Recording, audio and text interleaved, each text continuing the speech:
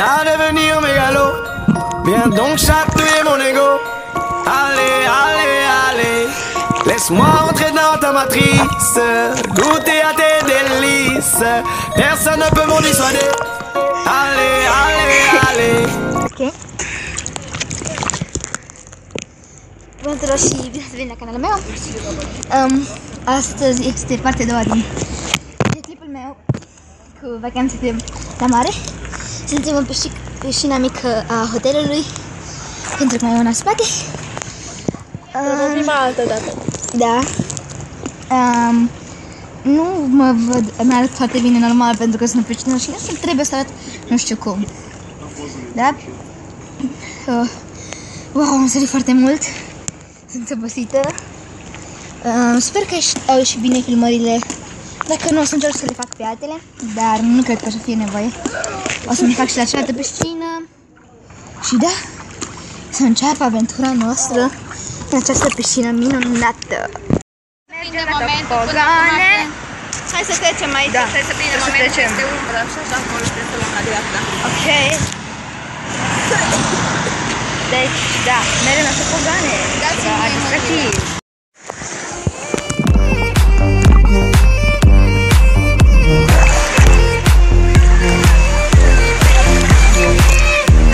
oh, da, ce bine e în apă.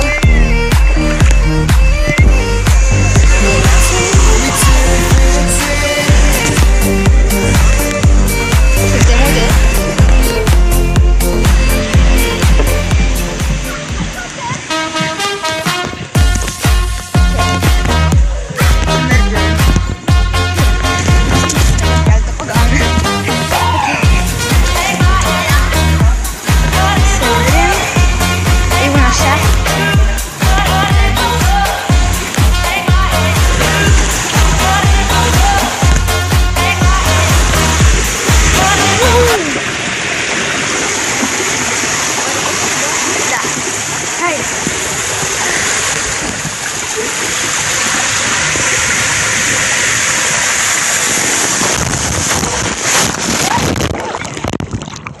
Deci videoclipul de la tobogane s-a oprit, dar asta este ce mai întâmplă.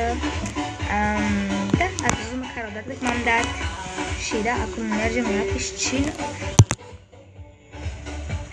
care se aude acolo. Să notăm și să stăm la masă, să bem ceva. Probabil. Ok, pa. Merg să urmăm.